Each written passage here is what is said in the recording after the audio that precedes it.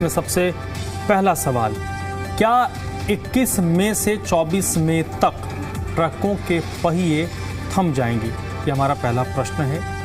दूसरा सवाल, क्या ट्रक ऑपरेटर्स की नई टेंशन ये ईसीसी टैक्स बन गया है? इसके अलावा जो तीसरा सवाल है वो और भी महत्वपूर्ण है कि जब ये हड़ताल होगा तो उसमें जो मूलभूत चीज़ें हैं जिसका रोज़ ट्रांसपोर्टेशन होता है, सब्जियां हो गई, फल हो गए, दूध हो गए, इनका जो सप्लाई चेन है वो टूट जाएगा, क्योंकि इनका सप्लाई चेन तो 24/7 चलता रहता है। तो क्या ये प्रोडक्ट महंगे होंगे, और महंगे होने के अलावा क्या ये मिल पाएंगे, इस पर भी क्वेश्चन है। तो ये हमारे 3 प्रश्न हैं और आज की चर्चा में इन्हीं 3 प्रश्नों पर हम बात करेंगे। ये स्थिति क्यों आई है? ईसीसी यानी इन्वायरमेंटल कंपनसेशन चार्ज, जिसमें इजाफा किया गया है। और चलिए, जो हमारे मेहमान इस वक्त मेरे साथ जुड़ चुके हैं, पहले उनसे आपका परिचय करवा देते हैं जो इस चर्चा में इस वक्त मेरे साथ जुड़ चुके हैं। आम आदमी पार्टी से उनके प्रवक्ता हैं मनीष झा, जो इस वक्त मेरे साथ जुड़ चुके हैं। इसके साथ साथ कांग्रेस पार्टी के तरफ से प्रवक्ता हैं आदेश भारद्वाज जी, वो भी चर्चा में मेरे साथ जुड़े हैं। और राजेंद्र कपूर साहब हैं। राजेंद्र जी अध्यक्ष हैं all India motor goods transport association के। आप तीनों लोगों का बहुत बहुत स्वागत, वेलकम। थोड़ी देर में भारतीय जनता पार्टी के नुमाइंदे भी जुड़ेंगे। सबसे पहले इस चर्चा की जो शुरुआत है, क्योंकि विषय जिस सब्जेक्ट को लेकर हम बात कर रहे हैं, जिन लोगों ने हड़ताल कॉल किया है 3 दिन का, राजेंद्र कपूर जी आपके पास ही आता हूं सर, क्योंकि आप इस मैटर को बेहतर तरीके से समझ सकते हैं। हड़ताल का कॉल तब होता है जब सामने वाले के पास कोई विकल्प नहीं होता है। क्या आप लोगों से जब ये टैक्स को रिवाइज किया गया, बढ़ाया गया, किसी प्रकार से कोई कंसल्टेशन हुआ, या उसको या वो टैक्स अचानक से आप लोगों पर थोप दिया गया? देखिए, पहले तो मैं आप लोगों को ये कहना चाहता हूं कि हमारी जो ये काम बंद है, हम काम बंद कर रहे हैं, हम चक्का जाम नहीं कर रहे, हम हड़ताल नहीं कर रहे। ये है 21, 22, 23। ठीक है, आपको पहले करेक्ट कर दूं, 21, 22, 23 मई को। और जो आपने बात कही, हम लोगों ने चर्चा का कोई भी कोना, कोई भी हमने वो नहीं छोड़ा। हमने CFUM में, हाई कोर्ट में, सुप्रीम कोर्ट में, दिल्ली सरकार में, दिल्ली सरकार के मंत्री मनजिंदर सिंह सिरसा जी से, माननीय मुख्यमंत्री रेखा गुप्ता जी से, और हमारे जो हमारी पेरेंट बॉडी है all India motor transport Congress, उन्होंने दिल्ली जो सरकार के जो अपना ट्रांसपोर्ट मंत्री अपना गडकरी जी के यहाँ हर जगह पर हमने गुहार लगाई, हर जगह पर हमने बातचीत करी। CFUM में हमारे कई बातों के दौर चले, लेकिन उन सब के बावजूद जब यह नहीं हुआ तो हम लोगों ने यह सोचा कि काम, जब सरकार कह रही है कि आप काम ही मत करो, गाड़ी मत चलाओ, कुछ मत करो, तो हम क्यों ना अपने आप ही काम बंद कर दें। हम क्यों ना अपने आप काम बंद करके सरकार को ये चेताएं कि देखिए, अगर ट्रांसपोर्टर को आपने बंद कर दिया, ट्रांसपोर्ट अगर ट्रक नहीं आएंगे दिल्ली में, तो उससे क्या क्या हो सकता है। दूसरी बात जो आपने एक मुख्य रूप से कही कि आम जनता को इससे दिक्कत होगी, मैं आपसे हाथ जोड़ के विनती करता हूं, ऐसी बातें मत कहिए। मैंने और भी मीडिया चैनलों पे ये बात कही है, क्योंकि हमने आज तक जितनी भी कभी भी हमने रोका है या काम बंद करा है या कुछ भी करा है, हमने उसके अंदर असेंशियल सर्विसेज को, जितनी भी असेंशियल सर्विसेज हैं, ना तो उसके लिए हमने कभी रोक लगाई, ना अभी लगाई है, और ना आगे कभी जीवन में नहीं। अपने जीवन में रहते जीवन में कभी लगाई। राजेंद्र जी, आपकी बातों का, आपकी भावनाओं का पूरा सम्मान है, और मैं आप लोगों के जो भी डिमांड्स हैं उनको खारिज नहीं कर रहा, ना ही मैं ये कह रहा हूं कि आप लोगों ने कुछ गलत किया। अब अगर कोई सुन नहीं रहा तो सुनाने का तरीका क्या होता है, जो हमारे डेमोक्रेसी। नहीं, मैं सुनाने के तरीके की बात नहीं कर रहा। हम देखिए, आपको एक बात बताएं। नहीं, आपने एक बात कही एसेंशियल सर्विसेज को नहीं रोका जाएगा, यानी कि नहीं, बिल्कुल नहीं रोका जाएगा। जो दूध, फल, दवाइयां, ये ट्रांसपोर्टेशन होगा उन 3 दिनों में? बिल्कुल होगा। जिस कॉस्ट पे आता है उसी कॉस्ट पे आएगा। और ज्यादा आएगा। हम कोशिश करें, हम भी दिल्ली के नागरिक हैं, हम भी चाहेंगे कि वह ज्यादा से ज्यादा आपूर्ति। और आप इसमें एक बात देखिए, मैं इसमें 1 मिनट का आपका समय लूंगा प्लीज। कि जब कोरोना काल था, कोरोना काल के अंदर सारे मंत्री संतरी, अपना नेता अभिनेता सब लोग घरों में बैठे हुए थे। सिर्फ एक ट्रांसपोर्टर का ट्रक ड्राइवर और ट्रक चालक ही था और ट्रांसपोर्टर ऑपरेटर ही थे जिनके ट्रक रोड के ऊपर चले और एक स्थान से लेकर दूसरे स्थान तक आपको पूरे भारतवर्ष में किसी भी नागरिक को किसी चीज की कोई कमी नहीं होने दी। चाहे वो दवाइयां हो, चाहे वैक्सीन हो, चाहे खाने पीने की सामान हो, चाहे पीपी किट हो, किसी चीज की कोई कमी नहीं होने दी। उसी वजह से आज भारत उसमें बिना उसके खड़ा हो गया और सारे देशों से ज्यादा मजबूत स्थिति में खड़ा हुआ कोरोना से लड़के। लेकिन हमारा मानना सिर्फ ये है कि इस मुद्दे पर हम लोगों ने बहुत मैं जो पीछे ले जाना चाह रहा था। सर इस पे राजेंद्र जी मैं थोड़ा सा हिसाब समझना चाह रहा हूं ताकि हम लोग बात को बेहतर तरीके से कर पाएं। जिस तरीके से डीजल के प्राइसेस पिछले 4-5 साल में बढ़े हैं, आज से 4-5 साल पहले डीजल और पेट्रोल की कीमत में बड़ा गैप था, वो लगभग अब खत्म हो गया है और वो ट्रांसपोर्टर्स पर उसका सबसे ज़्यादा असर पड़ा है क्योंकि मेरे कई जानकार हैं जिनके ट्रक्स चलते हैं, ट्रांसपोर्टर्स हैं, उनसे बात होती है तो अपना दर्द बताते हैं।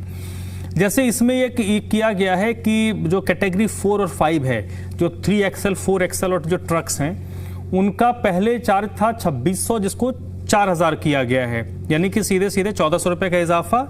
और उसमें एक और चीज़ जोड़ा गया है कि 5% एनुअली इंक्रीज किया जाएगा इसको। इसके साथ साथ BS4 व्हीकल को लेकर कहा गया है कि उसको पूरी तरीके से बैन किया जाएगा। मतलब BS4 इंजन BS6 कब से बनना शुरू हुआ? 2000 के बाद ही बनना शुरू हुआ है, 2018-19 के बाद ही BS6 बनना शुरू हुआ होगा।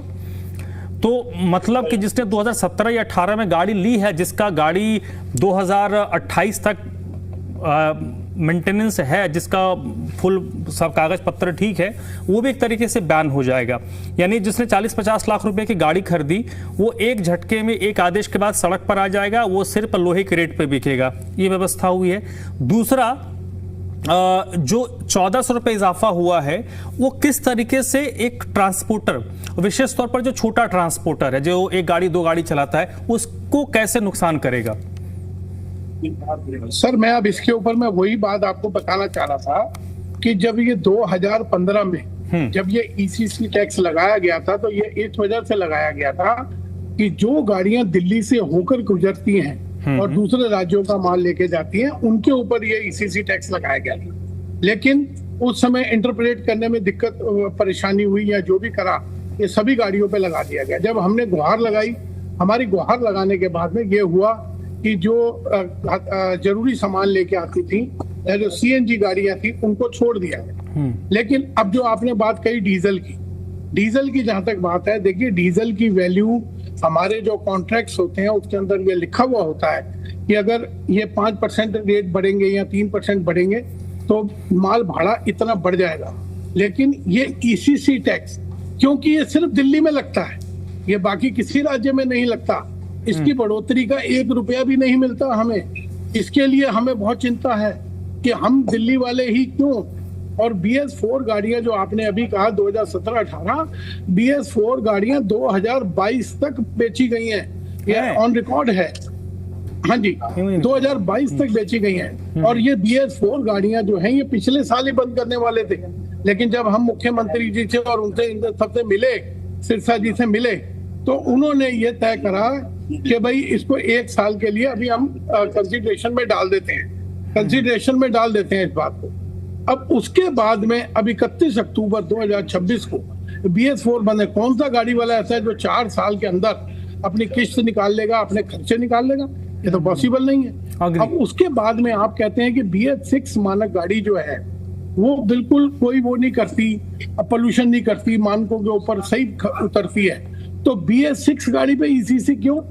CNG गाड़ी पे, और जो ये जरूरी सामान जो इस बात की आप बात कर रहे हैं, सुप्रीम कोर्ट ने अपने एक आदेश के अंदर जरूरी सामान, दवाइयां, फल फ्रूट सब्जी जो भी आ रही है, खाली गाड़ी आ रही है, उसके ऊपर भी उन्होंने ECC टैक्स दोबारा से लागू कर दिया, जो कि उन्होंने 2016 में हटा दिया। मैं सर देखिए, with due respect to our judiciary, मैं उन पे तो कुछ नहीं कहूँगा, लेकिन जुडिशरी जब कोई बात कहती है तो उस बात को कहने से पहले कम से कम 2 पक्षों को सुनती है, और ये बहुत मैटर करता है कि जो पक्ष वहां पर पेश होता है। हमारे को नहीं सुना गया, हमारे को नहीं सुना गया। ठीक है, जो भी पक्ष वहां पर जाता है वो अपनी बातें कैसे रखता है, और डेमोक्रेसी में जनतंत्र इसलिए है क्योंकि वहां पर जो जनता से चुने हुए लोग हैं, जो सरकार बनाते हैं, जिसको हम सरकार कहते हैं, वो अपनी बातों को, पब्लिक की बातों को कोर्ट के समक्ष रखेगा और बताएगा कि इसके क्या क्या रिपरकशन आ रहे हैं। मैं 1 मिनट का समय चाहूंगा। वहां पर सिर्फ कोर्ट के अंदर CAQM ने एक अपनी सिफारिश भेजी, कोर्ट ने उसको हमारे से बिना हमें संज्ञान में लिए हुए उसको सिफारिश को मान लिया और रेट बढ़ा। चलिए सर, अब मैं थोड़ा धैर्य रख के सुनिएगा, बगैर हो हल्ला के हम बात करते हैं। भारतीय जनता पार्टी के प्रवक्ता अवधेश उपाध्याय जी इस वक्त मेरे साथ जुड़ चुके हैं। सर, आपको पता है मैं लाग लपेट की बात करता नहीं, एकदम जो प्रैक्टिकल बात होती हुई करता हूं। अवधेश उपाध्याय ने 2021 में एक ट्रक खरीदा। एक ट्रक का जो कीमत है चेचिस और उसके बाद बॉडी बनकर वो 55-60 लाख रुपए का पड़ता है, 50 लाख रुपए में मान लेता हूं 21-22 के हिसाब से।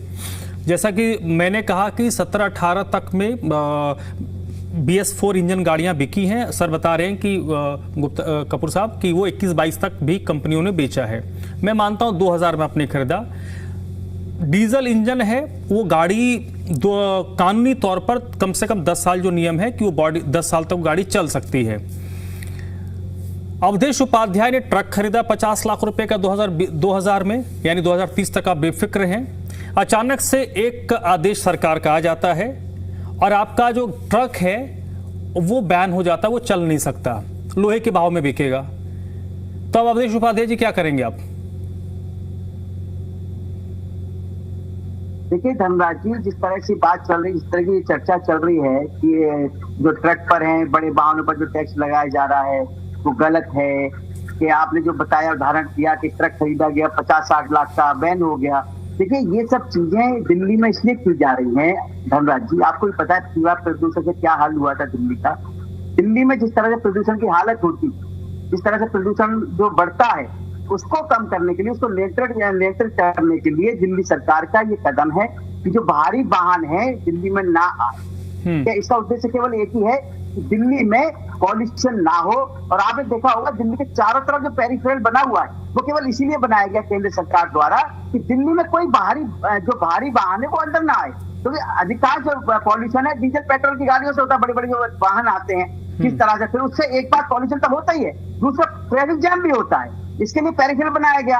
ठीक है, दूसरी बात ये कहते हैं BS4 BS3 की बात। देखिए कोई भी किसी तरह का जो अच्छी गाड़ी है, जिसका इंजन अच्छा काम कर रहा है, गाड़ी अच्छी चल रही है, उसका कोई प्रतिबंध नहीं है।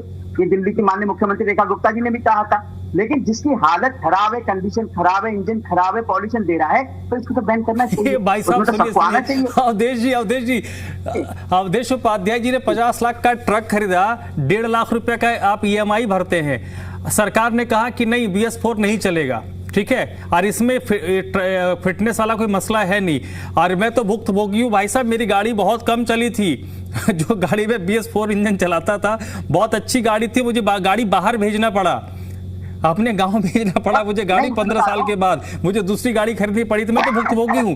मैं ये कह रहा हूं कि आप ठीक है, पोल्यूशन होता है, लेकिन अवधेश उपाध्याय जो प्रवक्ता है भारतीय जनता पार्टी के, उनकी क्या गलती है? वो 1.5 लाख रुपए कहां हर महीने जुगाड़ करेंगे? जो बैंक वाला जो उनको नॉक करेगा और फोन पे फोन बजाएगा। ये जो आप जो बता रहे हैं, ये जो आदेश दिया गया है, जो ECC पर जो चार्ज बढ़ाए गए हैं, कि माननीय सुप्रीम कोर्ट के आदेश के आधार पर बढ़ाए गए, ये सरकार ने अभी तक नहीं बढ़ाए, और इससे दिल्ली की जनता का ही फायदा होगा। जो पॉल्यूशन होता है, अरे दिल्ली की छोड़िए, आप अपनी चिंता कीजिए ना, दिल्ली की छोड़िए पहले, पहले अपनी चिंता, फिर अपने मोहल्ले की चिंता, फिर जिले की चिंता, फिर राज्य की चिंता। मैं नहीं सर देखिए, जिसके सर पर भार पड़ता है अवधेश जी, वही उसका, जिसके सर पर चोट लगता है ना, दर्द उसी को पता होता है। मैं ये कह रहा हूं कि इस जो नियम है उसमें कहा जा रहा है कि BS4 गाड़ी बिल्कुल बैन हो जाएगी, इसमें फिटनेस का कोई मसला नहीं है। अब मान लीजिए जिसने 2003 साल 4 साल पहले गाड़ी खरीदी, उसका, मैं कपूर साहब, उसका क्या फिटनेस होगा भाई? क्या फिटनेस खराब होगा? नहीं, फिटनेस की बात है। देखिए फिटनेस बहुत चीजें होती है जो खराब होती है। अगर मेरे पास कोई चीज खराब है तो मैं उसे घर में रख के क्या करूंगा? बताइए आप। कोई भी चीज होती है, हम तो चाहते हैं खराब चीजों को घर से बाहर निकालने, किसी न किसी तरह से कूड़े की तरह पड़ा रहता है।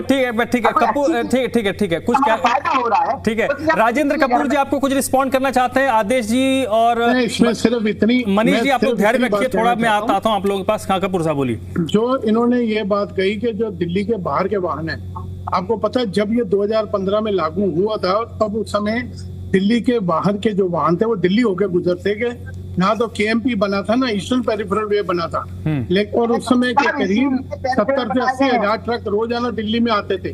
अब क्योंकि वो दोनों तैयार हो गए हैं, केएमपी और ईस्टर्न पेरिफेरल, अब तो सिर्फ दिल्ली के अंदर वही ट्रक आते हैं जो दिल्ली का सामान लेके आते हैं, दिल्ली की आपूर्ति का सामान लेके आते हैं, दिल्ली के लोगों की आपूर्ति का सामान लेके आते हैं। उनके ऊपर रोक क्यों? चलिए मैं ये जानना चाहता हूँ। ठीक है। अब मैं मनीष जी तो नहीं चार्ज बढ़ाया जाए। सर मनीष जी एक मिनट अवधेश जी। मनीष जी एक बड़ा मैं भोला सा सवाल पूछ रहा हूँ। आपको डीजल गाड़ियों से दिक्कत है, BS4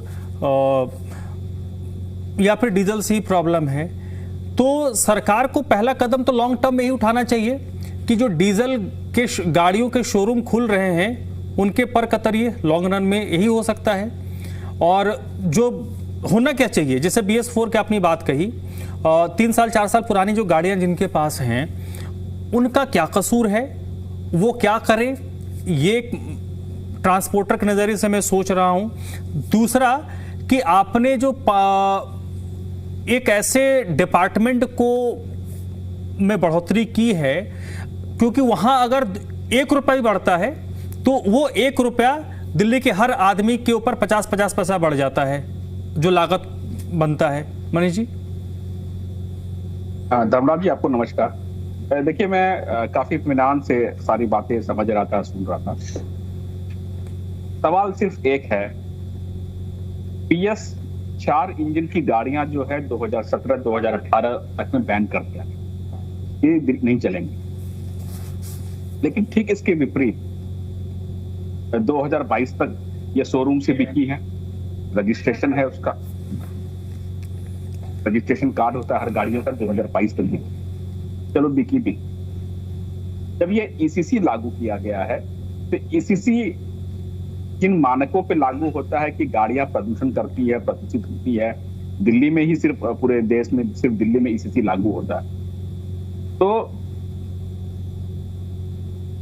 बात न्यायपालिका पर सवाल उठाने की नहीं है, बात न्यायपालिका पे जो उन्होंने दिया है पूरा आदर सत्कार है, उन्होंने सोच समझ के दिया है, उस पर सबको भरोसा है और सबको। लेकिन बात यहाँ पर यह है कि जैसे अभी ये जो ट्रांसपोर्टर वो बोल रहे थे, उन्होंने अपनी बात नहीं रखी।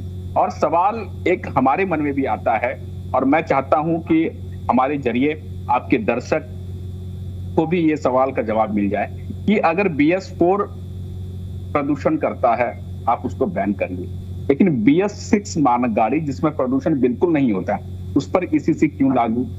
CNG गाड़ी जो है, जो ट्रकों है जिन पे सब्जियां ढोते हैं, जिन पे बाकी सब चीज ढोते हैं, तो उनके साथ सौतेला व्यवहार क्यों? तो कहीं ना कहीं मुझे लगता है कि ठीक से बातें नहीं रखी गई है और ट्रांसपोर्टर भाइयों को इसमें राहत मिलनी चाहिए। क्योंकि देखिए अगर 1 रुपए भी बढ़ता है, जैसा आपने बिल्कुल सही बोला, अगर 1 रुपए भी उस पर बढ़ता है, टैक्स बढ़ता है, ECC बढ़ता है, तो वो डायरेक्ट हमारे जेब पे, जो लास्ट माइल्स कंज्यूमर है, जो लास्ट से हम लोग हैं, चाहे वो दूध है, फल है, सब्जी है, रोजमर्रा की जो चीजें हैं, उस पर असर पड़ता है। तो इस चीज को मुझे लगता है कि थोड़ा रिवाइज दिया, फिर से इस पे चर्चा होनी चाहिए, पिटीशन रखनी चाहिए। ऐसा नहीं है, पिटीशन रखा जा सकता है, फिर से अपनी बात रखी जा सकती है माननीय न्यायालय के सामने भी ये बात, और सरकार के पास भी ये जाके सरकार भी जो है इनको राहत दे, ताकि जो बढ़ने वाली अप्रत्याशित महंगाई, इससे क्योंकि इससे प्रदूषण और ऐसा कुछ लेना, अगर आपको प्रदूषण को लेके कुछ करना है तो आप विंटर एक्शन प्लान अभी से बनाइए, उस पर काम करिए। सिर्फ BS6 इंजन और ECC लागू कर देने से सरकार इस पर जो है, मुझे नहीं लगता है कि कुछ एक ठोस रवैया, क्योंकि कई सारे ट्रांसपोर्टर हैं, जैसा आपने बोला कि BS4, जैसे आप उदाहरण दे रहे थे कि 4 साल पहले गाड़ी खरीदी, आज वो 1.5 लाख रुपए महीना लोग EMI भरता, आज वो लोहे के भाव बिकेगा, वो कहाँ जाएगा? वो तो सुसाइड करेगा।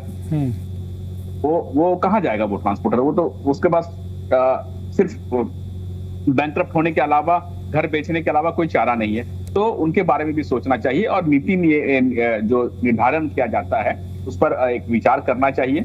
और मुझे लगता है कि ट्रांसपोर्टर को भी उनका जो यूनियन है उसके माध्यम से अपनी बात माननीय न्यायालय के सामने मजबूती से रखनी चाहिए, एक मजबूत ठोस तरीके से और प्रैक्टिकल वे में रखनी चाहिए, ताकि ठीक है जो लोगों को बढ़ती महंगाई हो, ठीक है।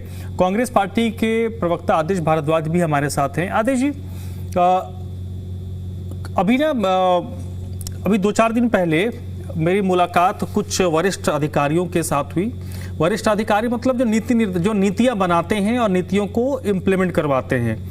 तो उन लोगों से बातचीत में एक बात मैंने कही कि सर, आप लोगों का बड़ा ठीक मसला है, कुछ हो ना हो, क्योंकि सरकार जो चलती है वो 2 पहियों में चलती है। एक सरकार जो नेता होता है और दूसरा जो अधिकारी बाबू होते हैं, ब्यूरोक्रेट्स। ये 2 है और दोनों अगर ठीक ठाक एक साथ चलेंगे तो बढ़िया गाड़ी चलेगी, वरना नहीं चलेगी। हमले आप लोगों का बड़ा ठीक मसला है, नीति निर्धारक आप लोग होते हैं, सब कुछ पेपर पे आप लोग बनाते हैं, फिर सरकार उसका अनाउंसमेंट करती है। कुछ गलत ऊपर नीचे हो जाए तो गालियां नेता लोग सुन लेते हैं, आप लोग बच जाते हैं, आप लोगों के ऊपर किसी प्रकार का कोई एक्शन भी नहीं होता।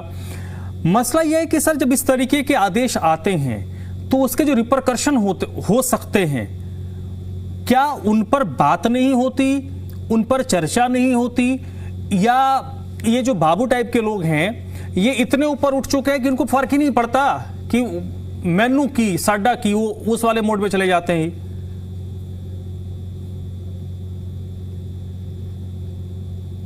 सर आप म्यूट है क्या? म्यूट है, आप अनम्यूट कर लीजिए आदेश जी। धर्मराज जी, आपने बहुत ही महत्वपूर्ण विषय पे चर्चा रखी और ये दिल्ली के लिए एक बहुत ही गंभीर विषय है। सच्चाई है कि सबसे जरूरी है कि हम लोग अच्छे वातावरण में रह सकें, स्वस्थ रह सकें, ये तो हर साल सरकार का दायित्व है। और इस वातावरण को कैसे स्वच्छ रखा जाए, तो कहीं ना कहीं इसके लिए सरकार का बहुत बड़ा रोल होता है। लेकिन जो आपने कहा कि ऑफिसर्स के लिए, तो ऑफिसर्स के लिए मेन्यू की का मतलब नहीं होता, ये पॉलिटिशियन से होता है एक्चुअली, जो है कि मुझे लगता है कि मेरा दायित्व क्या है, मैं अपने अफसरों से वैसे ही काम लेता हूं। मैं बड़े जिम्मेवारी के साथ आपको कहना चाहता हूं कि 2004 में जब एनजीटी ने और सुप्रीम कोर्ट ने, हाई कोर्ट ने ऑर्डर किया हुआ था कि 1/4/2004 के बाद कोई भी डीजल की बस दिल्ली में नहीं चलेगी, तो एक बहुत बड़ी चुनौती शीला दीक्षित जी के सामने थी और हमारे पास दूसरी बसें नहीं थी, विकल्प नहीं था। 8000 बसों का बेड़ा था, डीजल से ही था सारा। लेकिन हमने चीफ सेक्रेटरी से बात की, ट्रांसपोर्ट कमिश्नर से बात की और दूसरे जो बड़े लॉयर्स थे उनसे बात की। सभी की एडवाइस थी शीला दीक्षित जी को कि बिल्कुल आप कोई बस कल ना चलाएं, अन्यथा आपके ऊपर कंडेम्ड होगी और आपको जेल जाना पड़ेगा। चीफ सेक्रेटरी का भी यही मत था, तमाम बड़े अधिकारियों का मत था और कानून के विशेषज्ञों का यही मत था। लेकिन रात को शीला दीक्षित जी ने 10:30 बजे एक फैसला लिया कि इस दिल्ली की जिम्मेवारी मेरी है, मुझे दिल्ली के लोगों को सर्विसेज देने के लिए चुना गया है और मैं कानून का दुरुपयोग नहीं करना चाहती, लेकिन कानून अगर कुछ अड़चने पैदा कर रहा है तो मुझे कोर्ट को कन्विंस करना चाहिए। तो श्रीमती शीला दीक्षित जी ने रात को 10:30 बजे एक फैसला लिया और चीफ सेक्रेटरी को कहा कि आपको कोई ऑर्डर, मैं एक ऑर्डर करती हूं कि कल से दिल्ली के अंदर हमें मजबूरी है कि डीजल की सारी बसें चलाएंगे, लेकिन समयबद्ध सूची आपको एक दे रहे हैं कि दिल्ली के, हिंदुस्तान के अंदर टाटा इतनी बसें बनाता है सीएनजी की, अशोक लीलैंड इतनी बसें बनाता है, और जब बस बनाने वालों के पास क्षमता ही एक साल में 300 से 400 बसों की है, तो एक दिन में हम 8000 बसें नहीं ला सकते। हमारी गलती रही है कि कोई डिले हुआ, हमें बहुत पहले से तैयारी करनी चाहिए थी, लेकिन किन्हीं हालात में हम वो तैयारी नहीं कर पाए। तो हम आपको क्वार्टरली अपना शेड्यूल दे रहे हैं कि 3 महीने के अंदर 60 बसें, अगले 3 महीने में 100 बसें, अगले 3 महीने में फिर 100 बसें, और इस तरह से हमने कोर्ट को कन्विंस किया और कोर्ट ने हमारी बात को माना। हर एक व्यक्ति का बच्चा 1 जनवरी 2004 को अपने स्कूल पे वैसे ही जा पाया था जैसे पहले जाता था, और कोर्ट ने हमारी बात को माना। हम कोर्ट का सम्मान करते हैं, लेकिन सरकार स्पष्ट रूप से कोर्ट को बताती है, कन्विंस करती है, आज माफ करना गुमराह किया जा रहा है। मैं बड़े जिम्मेवारी के साथ आपको ही कह रहा हूं धर्मराज जी, आज कहा गया आपसे कुछ वर्ष पूर्व भारतीय जनता पार्टी के ट्रांसपोर्ट मिनिस्टर के द्वारा कि एथनॉल एक ऐसी चीज है कि जिससे पेट्रोल की लागत कम आएगी और इसका देश को बहुत बड़ा फायदा होगा और किसानों को फायदा होगा। लेकिन एथनॉल की जो स्टडी है, उस स्टडी में साइंटिस्टों ने कहा कि ये पॉल्यूशन को बहुत ज्यादा बढ़ाता है और ये इंजन की लाइफ भी कम करता है। हम तो BS4 को आप बंद कर रहे हैं, ये तो BS6 के लिए नुकसानदायक है। लेकिन क्योंकि सरकार के जिम्मेवार लोग, उनके सबसे बड़े एथनॉल के प्लांट्स हैं, वो सबसे बड़े हिंदुस्तान में प्रोड्यूसर हैं और उनके बच्चे और उनके परिवार के लोग उन कंपनियों को चला रहे हैं, इसलिए एथनॉल चलेगा। लेकिन BS4 की कार नहीं चलेगी, BS5 की कार नहीं चलेगी। कोई भी एक स्टडी हिंदुस्तान में और दुनिया में नहीं है जिस साइंटिस्ट ने ये कहा हो कि 10 साल हो जाएंगे तो पॉल्यूशन नहीं करेगी और 10 साल टप जाएंगे तो पॉल्यूशन होगा। पॉल्यूशन के नियम्स हैं, ये दुनिया नियम और कानून से चलती है। लेकिन क्यों? क्योंकि मैं तो कार कंपनियों का माफिया हो गया हूं। मुझे तो हिंदुस्तान के लोगों की जेब कटवानी है। 50 लाख कर दी, 25 लाख सरकार की जेब में, 25 लाख की कार होती है। तो ये लूट खसोट का तरीका जब से भारतीय जनता पार्टी की सरकार आई है, इस तरह से लूट खसोट के तरीके अपना रही है और लोगों को कहीं ना कहीं मूर्ख बना रही है। मैं एक छोटी सी बात आपको कहना चाहता हूं कि भगवान श्री राम जब लंका पे विजय करके आए, मैं कहूं, हाँ बोलिए बोलिए बोलिए बोलिए। जब वो लंका पे विजय करके वापस आए तो अयोध्या आने के बाद उन्होंने अपने मंत्रियों के साथ जो पहली मंत्रणा की राज तिलक होने के उपरांत, तो उनके मंत्रियों ने भगवान श्री राम को कहा कि भगवान हमारे पास पैसे की कमी है, लिहाजा हमें कुछ कर बढ़ाना हो। जब कर बढ़ाने के बहुत सारे सुझाव उनके अलग अलग मंत्रियों ने बहुत सारे सुझाव दिए, तो भगवान श्री राम ने कोई भी सुझाव उनको पसंद नहीं आ रहा और उन्होंने एक बात कही कि जिस तरह से सूर्य देवता नदी से, तालाब से, पोखर से, समुद्र से जल लेता है और लेके वापस उन्हीं को लौटाता है और देने वाले को सर ठीक है, इस तरह करनी चाहिए। ठीक है सर, मैं आपके पास आता हूं। आपने ठीक है, आपने एक लकीर खींची है। मैं कपूर साहब के पास आता हूं, उससे पहले एक अपडेट हमारे पास आ रही है। मैं सर राजेंद्र जी आपके पास आता हूं, उससे पहले एक अपडेट आ रही है कि दिल्ली में हेल्थ इंफ्रास्ट्रक्चर को बढ़ावा देने के लिए द्वारका में सरकार की तरफ से एक अत्याधुनिक मेडिकल कॉलेज बनाया जाएगा। इसकी लागत 805 करोड़ होगी। प्रोजेक्ट तैयार हो गया है। इंदिरा गांधी हॉस्पिटल के परिसर में ये कॉलेज बनेगा और यहाँ पर हर साल MBBS की 250 सीटें होंगी, यानी पढ़ाई होगी, डॉक्टर्स दिल्ली को मिलेंगे, देश को मिलेगा। छात्रों के लिए एक आधुनिक हॉस्टल भी यहीं पर बनाया जाएगा और ग्रीन बिल्डिंग के मानकों के तहत ये पूरा निर्माण होगा। मुख्यमंत्री की ये सोच है, मुख्यमंत्री ये सोचती हैं कि दिल्ली को मेडिकल एजुकेशन का हब बनाया जाए। दिल्ली के कई बड़े अस्पताल हैं जहाँ पर जो मेडिकल कॉलेजेस भी हैं, वहाँ पर पढ़ने के लिए देश ही नहीं दुनिया भर से डॉक्टर्स जो बनना चाहते हैं वो आते हैं और उनका अपना एक मान है, सम्मान है और उसी क्रम में उसको बढ़ाने की दिशा में सरकार की तरफ से कोशिश की जा रही है। 805 करोड़ की लागत से प्रोजेक्ट तैयार हुआ है जो द्वारका में हॉस्पिटल बनाया जाएगा।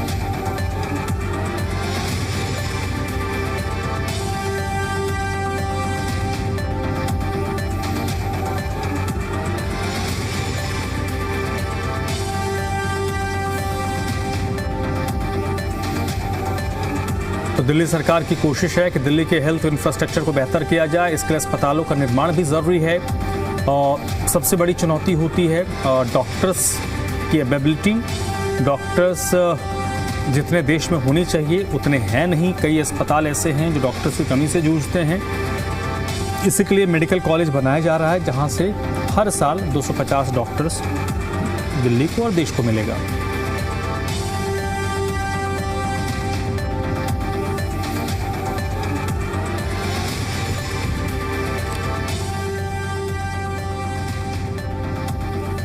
चलिए एक बार फिर से अपनी चर्चा की तरफ लौटते हैं। अवधेश उपाध्याय जी, आपके पास मैं आऊंगा। आपने तमाम बातें कह दी, पोल्यूशन है, उससे हर तरीके की चीज़ें होती हैं, लेकिन सर ये भी तो देखना पड़ेगा ना कि इन आदेशों से, चलिए टैक्सेस पे तो हम आते ही हैं कि टैक्सेस कितने बढ़ने चाहिए, जो बढ़े हैं वो इतने अधिक ना हो कि उनका जो ट्रांसपोर्टर्स है उनका लागत ना निकले, वो भी देखना बहुत ज़रूरी है। साथ ही साथ जैसे मैंने थोड़ी देर पहले कहा था कि आदमी पहले अपना देखेगा, फिर पड़ोस का देखेगा, फिर समाज का देखेगा, उसके बाद आगे राज्य और ज़िला देश का सोचेगा।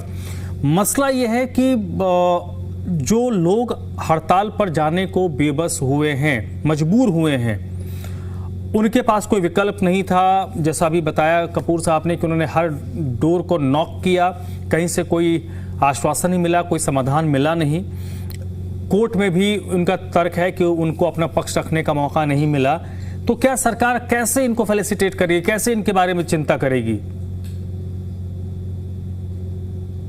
देखिए धर्मराज जी, सबसे पहले मैं आदेश जी की बात का जवाब दे दूं। एथेनॉल की बात कर रहे थे, ये एथेनॉल की बात कर रहे हैं। और दूसरी बात, सबसे बड़ी बात इन्होंने भगवान राम की करी। चलिए कम से कम आदेश जी ने तो माना कि भगवान राम थे कभी, नहीं तो उनकी पार्टी तो भगवान राम को मानती नहीं थी। काल्पनिक कहा, हर जगह राम जी की जब बात आती है तो काल्पनिक कहते हैं, ठीक है। हर जगह राम मंदिर के खिलाफ कितने लोग, कितने वकील उतारे कांग्रेस पार्टी ने, ये भी सबने देखा। ये बहुत अच्छा लगा कि आदेश जी ने कम से कम ये स्वीकार किया भगवान राम थे, बहुत अच्छी बात है। दूसरी बात, एथेनॉल की बात की इन्होंने धर्मराज जी। एथेनॉल के बारे में जानते क्या है? पहली बात तो एथेनॉल एक ऐसी गैस है जो पर्यावरण के अनुकूल है, जिसको हम एथाइल अल्कोहल भी कहते हैं, जो गन्ना, मक्का जैसी अन्य फसलों से बनाई जाती है। क्यों इसका यूज क्यों करने के लिए बोल रहे हैं? पर्यावरण के अनुकूल है, पॉल्यूशन कम होगा। दूसरा, एथेनॉल जो है पेट्रोल की तुलना में, मैं बता दूं आपको, कार्बन मोनोऑक्साइड और सल्फर डाइऑक्साइड और हाइड्रोकार्बन जैसी जो गैस होती है उनका कम उत्पादन होता है, उससे उत्सर्जन होता है। तो कहीं ना कहीं फायदा ही है एथेनॉल का। और आदेश जी ने तो एथेनॉल की कमियां गिना दी, क्या है क्या नहीं। मतलब जो चीज अच्छी होती है कम से कम उसकी तारीफ तो करिए। जैसे भगवान राम की तो कम से कम आपने तारीफ की, आपने माना आदेश जी के हाँ भगवान राम थे। राहुल गांधी जी सुनेंगे तो हो सकता है भाई आपके ऊपर कुछ कार्रवाई ना कर दें, वही तो ये डर है। क्योंकि राहुल गांधी जी तो मानते नहीं है, ना गांधी परिवार मानता है भगवान राम को। उन्होंने खुद कहा है कि भगवान राम तो काल्पनिक थे भाई, ठीक है। दूसरी बात, आपने जो सवाल किया, देखिए ये जो भी कार्य किया जा रहा है दिल्ली में भारी वाहनों को लेकर, ये दिल्ली वासियों की सुरक्षा सुविधा के लिए किया जा रहा है। दिल्ली को यदि हम साफ स्वच्छ बनाएंगे तो देखिए कोई ना कोई तो ठोस कदम उठाना पड़ेगा, तभी दिल्ली हमारी साफ स्वच्छ विकसित राजधानी बन पाएगी। अगर दिल्ली को हम ऐसे ही छोड़ देंगे तो दिल्ली, वही 12 साल तो आम आदमी पार्टी ने भी राज किया। क्या काम किया विकास का उन्होंने? पॉल्यूशन के लिए जो भी पॉल्यूशन से निपटने काम किए गए वो या तो मोदी सरकार द्वारा किए गए या फिर अब किए जा रहे हैं। दिल्ली के चारों तरफ आप देखिए पेरिफेरल इसलिए बनाए गए कि भारी वाहन कोई ना आए दिल्ली में, पॉल्यूशन की कमी रहे, ट्रैफिक ना हो। अब जो कदम उठाए जा रहे हैं वो भी सब पॉल्यूशन को नियंत्रित करने के लिए उठाए जा रहे हैं। जो भारी वाहन, अवधेश जी आप मेरी मूल बात को नहीं समझ रहे। आप मेरी मूल बात नहीं, आप बार बार बात को प्रदूषण पे घुमा दे रहे। मैं ये कह रहा हूं कि एक ट्रक मालिक है जिसने 4 साल पहले 1.5 लाख रुपए EMI पर गाड़ी खरीदी, एक आपके आदेश से उसकी गाड़ी कंडम हो गई, वो लोहे के भाव बिकेगी। जिसका 1.5 लाख 2 लाख रुपए का EMI हर महीने का बनता है, वो कैसे गुजारा करेगा सर? वो तो बोलेगा प्रदूषण से मैं 20 साल के बाद मरूंगा, आपके आदेश से तो कल मर जाएगा वो।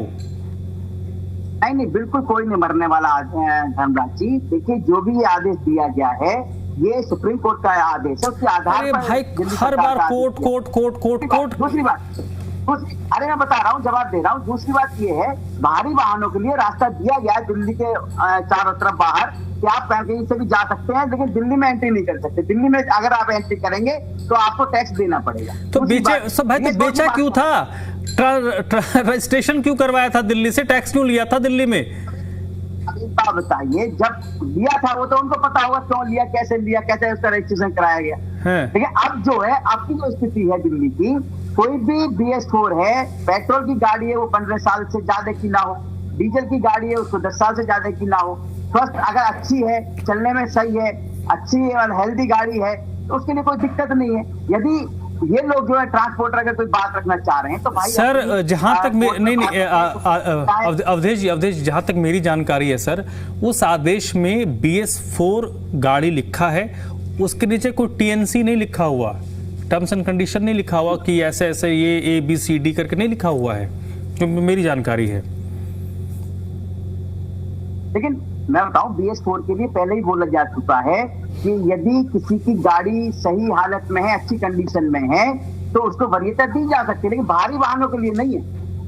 भारी वाहन तो उस पर तो प्रतिबंध लगना चाहिए, क्योंकि जितना ज्यादा पॉल्यूशन उनसे फैलता है उतना शायद ही किसी से फैलता होगा। भाई साहब मैं समझ लीजिए। ठीक है, एक मिनट अवधेश जी, ठीक है। आदेश भारद्वाज कुछ कह रहे थे आप? आदेश भारद्वाज जी कि मैं ये कह रहा था कि अवधेश जी आपकी मान लिया, बहुत अच्छी बात है। जय श्री राम। जय श्री राम, जय श्री राम। ठीक है ठीक है। अरे अभी यहाँ पे थोड़े हम लोग अयोध्या गए हैं, रहने दीजिए। हाँ बोलिए आदेश जी। बात अच्छी, आता हूँ कपूर से बात, बहुत अच्छी लगी। ठीक है, स्वागत करता हूँ आदेश जी। मैं भगवान के राम के स्वरूप को वो देखता हूँ जिसमें बहुत ही सौम्य तरीके से भगवान राम के चित्र को दिखाया जाता है। उस आदेश रहने दीजिए, उस लाइन पे जाइएगा, समय खराब होगा। वो डिरेल कर रहे हैं, वो आपको डिरेल कर रहे हैं, आप डिरेल हो रहे हैं, मत होइए उस पे। पूरे देश को डिरेल कर रहे हैं। मत करिए। हाँ बोलिए। मैं कपूर साहब आता हूँ, आपका फ्रेम चल जा रहा है, मैं आता हूँ। भगवान राम का तो चित्र ऐसा था कि जिसको देख के लोगों का गुस्सा शांत हो जाता था, लेकिन आपने तो भगवान राम का नया चित्र निकाला है जो लोगों की गाड़ियों पे दिखता है, कहीं ना कहीं ऐसा लिखता है कि भगवान राम जैसे बहुत ठीक है सर, उस लाइन पे मत जाइए, फिर उस लाइन पे मत जाइए आदेश जी, विद ड्यू रिस्पेक्ट। बहुत दूसरे इशू पे हम बात कर रहे हैं, उस लाइन में मत जाइए। हाँ जी कपूर साहब बोलिए, तो आप क्या कह रहे हैं? बहुत देर से आप कुछ कहना चाह रहे हैं, कपूर साहब बोलिए। सर मैं ये कह रहा हूँ, ये मामला राजनीतिक करने के चक्कर में है, और जबकि इसमें राजनीति होनी नहीं चाहिए। मेरा सिर्फ आप लोगों को ये जो विषय अभी तक आपने लाया नहीं कि 2015 से लेके अभी तक जो ECC शुल्क के द्वारा जो पैसा एकत्रित हुआ, अभी पीछे एक RTI के थ्रू हुआ, 55.4% जो 1000 करोड़ से ऊपर का होता है वो खर्च ही नहीं किया गया। अगर वह पैसा सही समय पर सरकार ने खर्च करा होता, जो भी सरकार रही, मीडिया उससे कोई मतलब नहीं है, 2015 से लेके अब तक के, अगर वो पैसा खर्च किया गया होता तो आज प्रदूषण की रोकथाम के लिए कई कार्य हो गए होते। लेकिन सरकार ने या उनके कार्यकारी अधिकारियों ने ये काम नहीं करा, वह पैसा आज भी वैसे का वैसा पड़ा हुआ है। तो इसका जो सरकार की नाकामी का ठीकरा हमारे पे क्यों फोड़ा जा रहा है? और जहां तक बात है सरकारों की, मैं अभी भी कह रहा हूं, मैं और भी कई चैनलों पे कह चुका हूं कि हमें मोदी जी पे पूरा भरोसा है, रेखा गुप्ता जी पे पूरा भरोसा है कि 21 तारीख से पहले वह हमको किसी ना किसी तरह से हमारा कोई ना कोई हल निकालेंगे, ताकि हम अपना काम बंद ना करें, किसी भी कीमत पे काम बंद ना करें।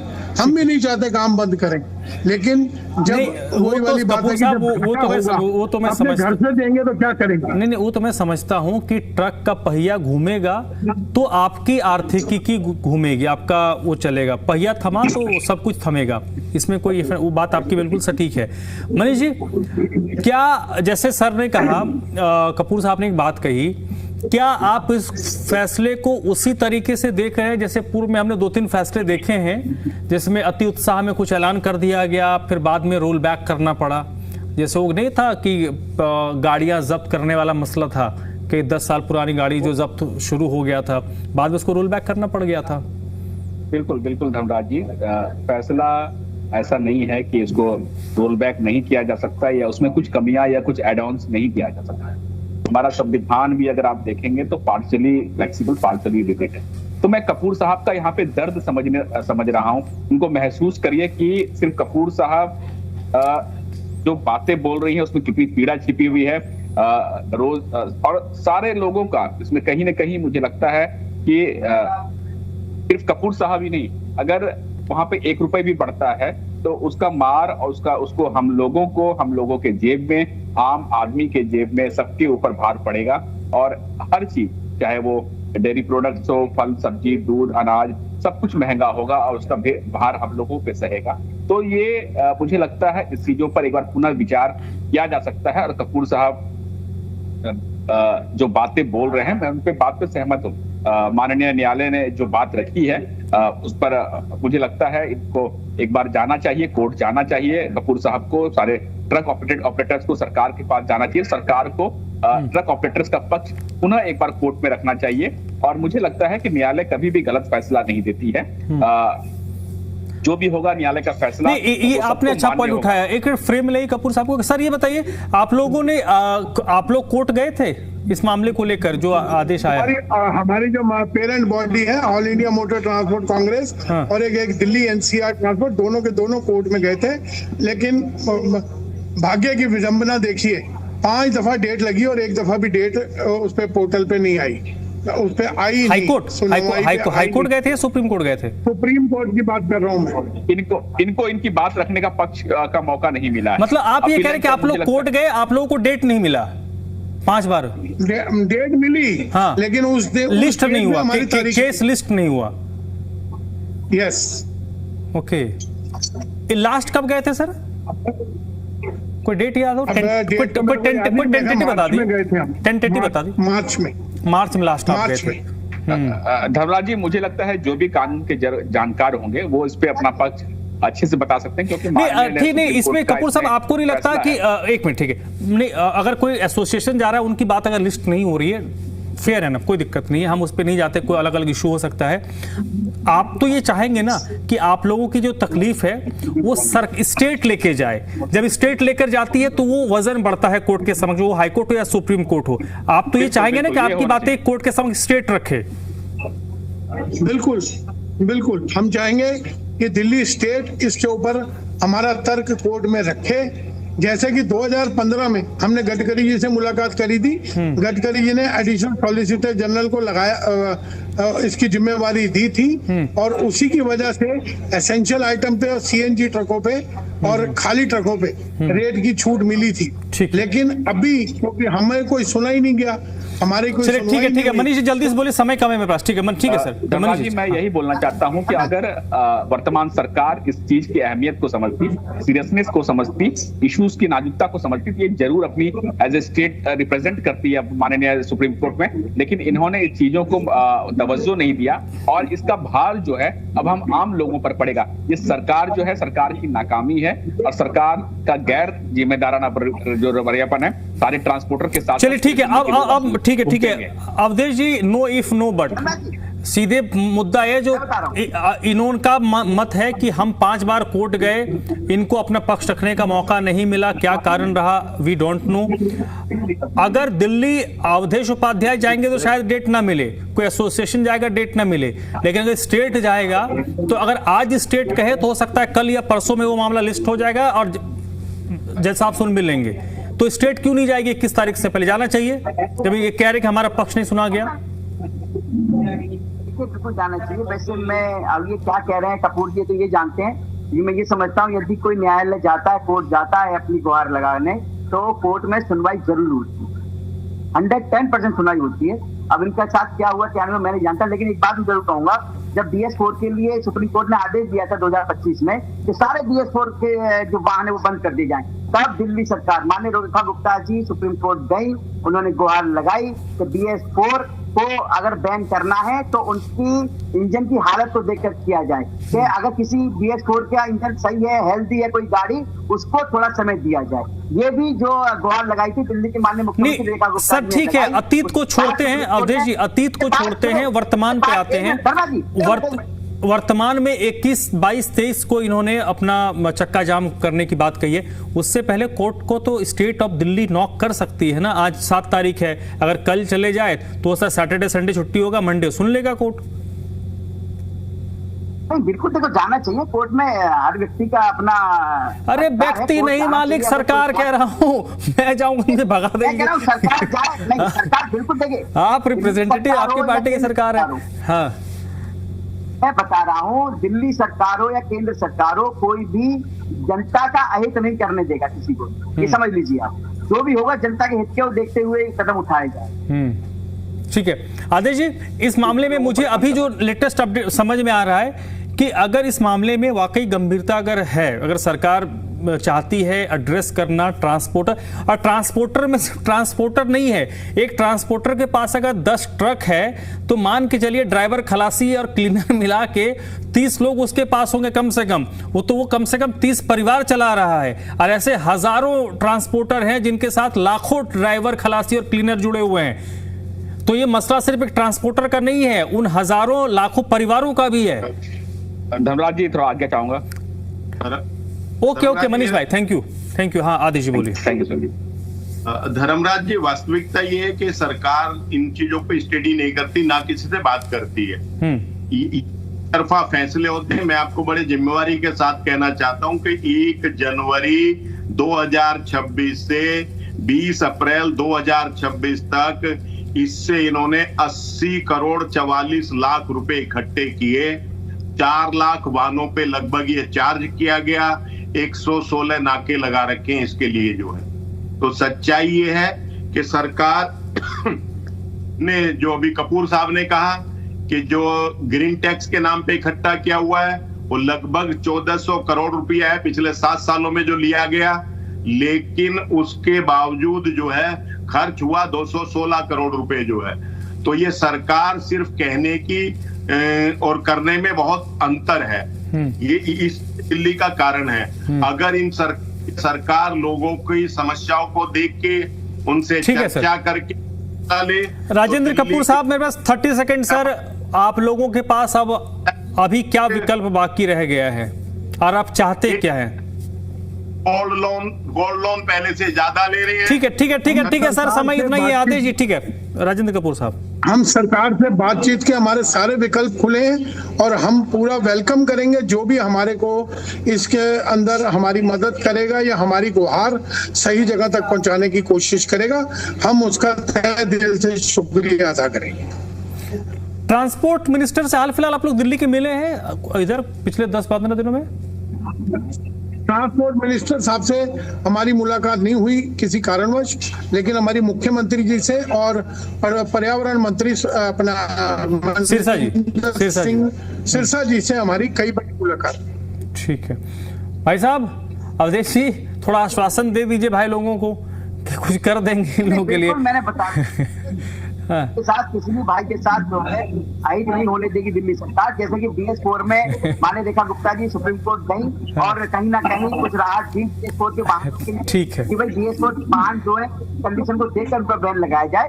इसी तरह से चलिए सर, देखिए मैं चर्चा हो तो बातचीत इस स्तर पे खत्म हो। हाँ जी आदेश जी कुछ कह रहे हैं आप? मैं अपने हिस्से का टाइम आप ही को दे देता हूँ, बोल लीजिए। जी मैं तो एक रिक्वेस्ट कर रहा हूँ अवधेश जी से कि अवधेश जी, हम तो ट्रैक्टर डीलर थे एस्कॉर्ट्स कंपनी के दिल्ली में, लेकिन केजरीवाल जी की सरकार ने आके ट्रैक्टर के ऊपर एक टाइम पे जो 100 रुपए में रजिस्ट्रेशन होता था दिल्ली में, उसको कार के बराबर टैक्स चार्ज किया। आज आपकी सरकार उतना ही टैक्स ले रही है। ये दिल्ली के किसानों पे भी थोड़ा सा रहम करो। चलिए सर, चलिए बहुत बहुत शुक्रिया। ये भी है ऐसी, हाँ मैं समझ रहा हूँ आप जहाँ रहते हैं वो उत्तर प्रदेश हरियाणा चले जाते होंगे ट्रैक्टर खरीदने, जिसको खरीदना होता होगा। खैर समस्या बड़ी है और इससे लाखों परिवार प्रभावित होगा। तो सरकार को भी देखना चाहिए कि वो प्रभावित ना हो और बीच का रास्ता निकालना चाहिए। बहुत बहुत शुक्रिया आप सब लोगों का। राजेंद्र कपूर साहब आपने वक्त निकाला, आदेश भारद्वाज जी, मनीष जी हमारे साथ जुड़े थे। अवधेश जी आपका भी बहुत बहुत शुक्रिया। छोटे से ब्रेक के लिए जल्द लौटते हैं।